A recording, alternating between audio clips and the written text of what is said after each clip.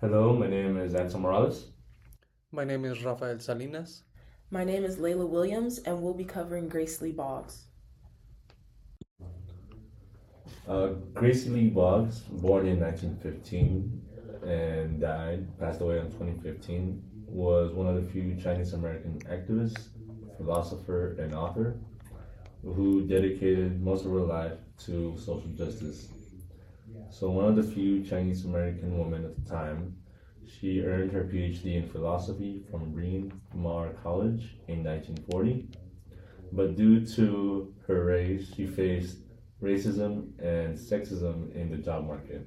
So she turned to political activism instead of pursuing a traditional academic career. She began her work in Chicago, working and translating Marxist texts for leftist organizations. And in the 1950s, moved to Detroit, where she met and married her husband, James Boggs, a black auto worker and fellow revolutionary. Together, they blended their activism across racial lines and was involved in the Black Power movement and supported the work of leaders like Malcolm X. They also co-authored Revolution and Evolution in the 20th Century and explored global movements for change. She believed revolution was not just political upheaval, but a transformation of values, community, and consciousness.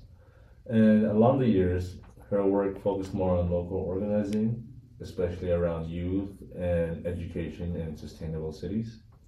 She co founded the Boggs Center in Detroit to continue the legacy of community empowerment, and her autobiography, Living for Change, reflects on her political thought and decades of activism.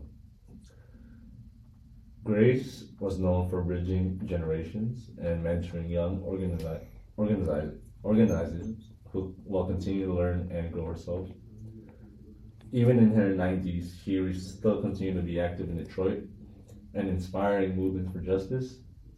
And in 2015, at the age of 100, she passed away, leaving behind a powerful legacy of visionary intersectional activism. And here are some of her photos right here. As you can see from her early life to 2015, and that is most of her personal and professional life. Thank you. Grace Lee Boggs was heavily involved in grassroots organizations such as the Southside Tenants Organization and the Socialist Workers Party. These organizations advocated for workers and tenants' rights in the Detroit area. Boggs was also a key member of the Johnson Forest Tendency. She used the pseudonym Rhea Stone while she worked with the humanist and Marxist-focused subset of the Worker Party. She also became an editor for the Correspondence newspaper of Detroit. Boggs went on to co-found the National Organization for the American Revolution, which centered around community, self-governance, and values, along with emphasizing local leadership over centralized power. She later went on to write The Revolution and Evolution in the 20th Century in 1974 with her husband James Boggs. Boggs protested a multitude of issues, including environmental, labor, Asian American, feminist, Black, and civil rights issues. Each of these subjects were addressed in her organized racial justice movements, such as the Detroit Black Power movement. In 1992, she assisted in establishing the Detroit Summer, which emphasized rebuilding Detroit, and is an organization focused around intergenerational and multiracial collectives.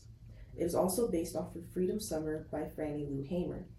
In 1998, Boggs wrote her autobiography titled Living for Change, where she discussed how she overcame her own challenges to pursue a positive and inclusive future. She later wrote for the weekly Michigan Citizen column beginning in 2005 and wrote for them until she was 98 years old. She co-wrote The Next American Revolution, Sustainable Activism for the 21st Century in 2011 with Scott Kurashige. She later gave a lecture at the University of California, Berkeley in 2012 with activist Angela Davis. She also assisted in founding the James and Grace Lee Boggs Charter School, which combines issues of Detroit and its history into the curriculum.